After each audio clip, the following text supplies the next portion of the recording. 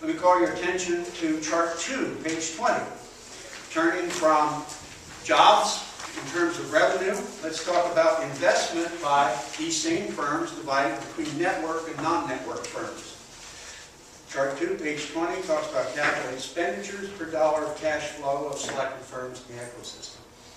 Now, cash flow is a fairly complicated thing, and I won't try to go through that. It's different from profit, it's different from revenue, but basically it's what's left over after you pay the fundamental expenses that you have to pay, and you're left with discretion about how to use it.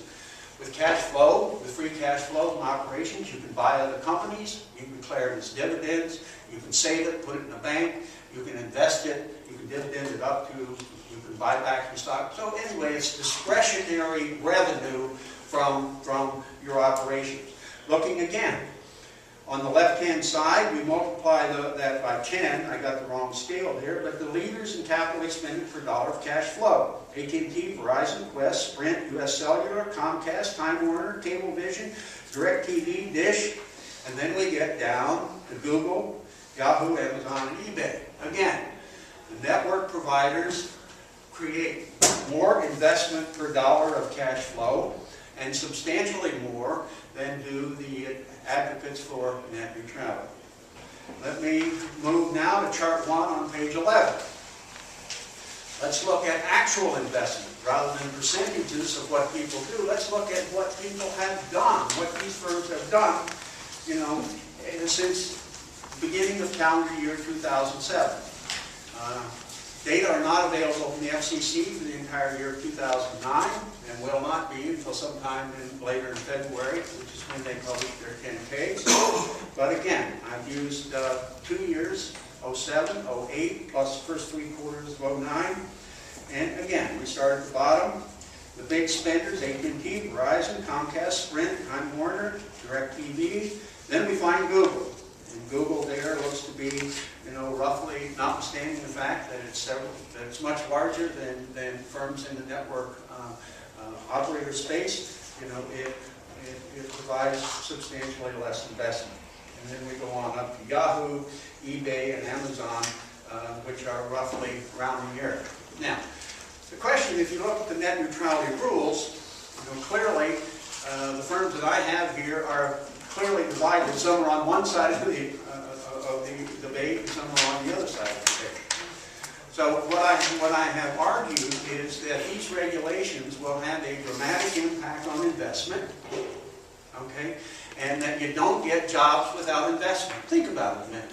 Think about creating a job without any investment. I can think of examples, but they're outliers. In jobs and investment and innovation, I might add, are linked at the hip. So what I do is I make a case that regulation, net neutrality regulation, will substantially reduce the opportunity and the incentive for network operators to invest, and with this paper, not only to invest, but also to create jobs. Some folks who disagree with my policy conclusions have claimed that regulation has no impact on investment, and those of you who are reluctant or are not entirely in agreement with me would like to see part of that debate. I invite you to look at my paper back there, something to the effect of the Intelligent Regulator's Guide to Regulation and Investment, or some such. At that time, in that paper I take. Look at chart 4 on page 24. Here I talk about following the money. The top panel has network companies. The bottom panel has non-network companies. We ask about, for each billion of revenue, where does the money go? Well, for each billion of revenue, the network companies create 2,329 jobs. Where did I come up with that number? I gathered this number from their financial statements. And this is a historic figure, and of course, it need not reflect a perfect estimate of what they will do on the margin going forward, but it gives us a rough indication of sort of the job intensity of these two.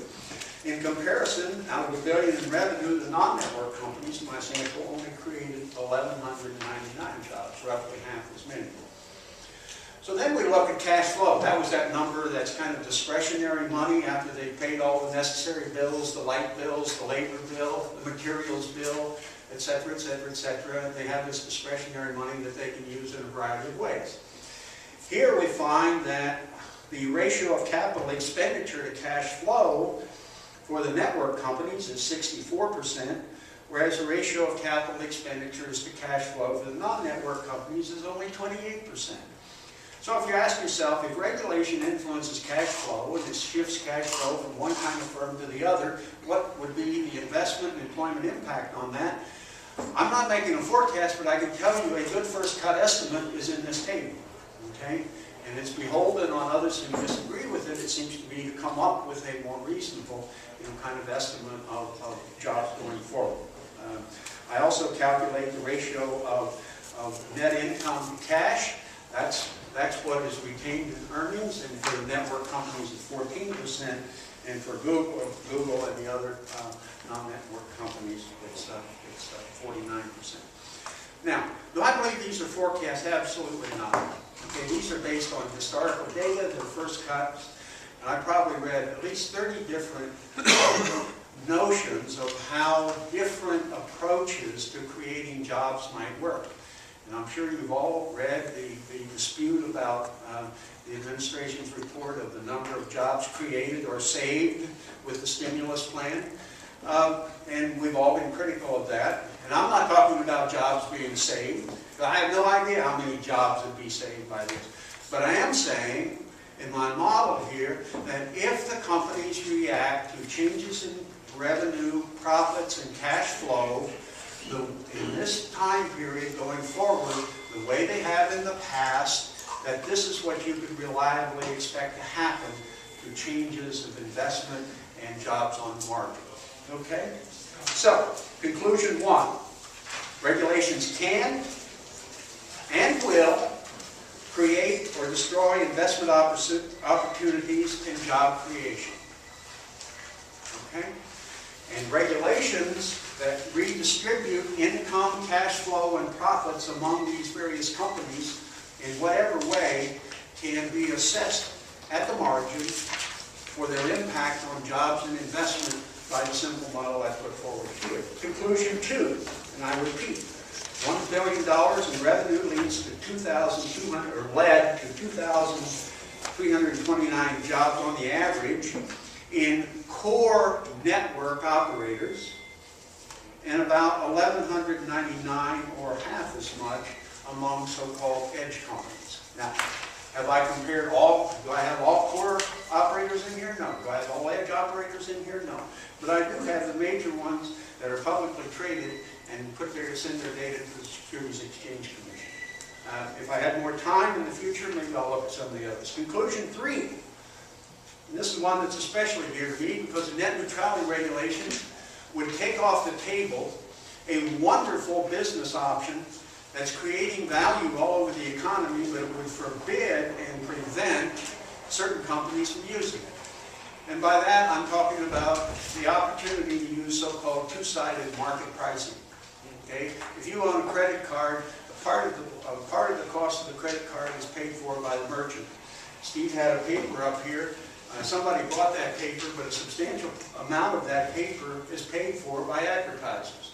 Same thing with cable television. Companies all over the economy use these two-sided business models. And Google, uses it to the extreme, and I think it's a wonderful idea. How much did you pay for search? How much did you pay for search? Out of pocket, you paid $0 for search. Does that mean search is free? Not at all. Who pays for search? Companies pay for search. Advertisers pay for search. And you ultimately pay a part for that search because those advertising revenues are added on to the cost of providing those services. So, conclusion three, by eliminating these kinds of business options to network operators and investors who are creating the jobs and the investment, the Commission's proposals would eliminate the diffusion of this business model, which is a very important innovation and a very successful innovation. And in so doing, it would increase market risk, it would lower growth opportunities for the companies and network investment, and more importantly, in the current environment, it would limit the opportunity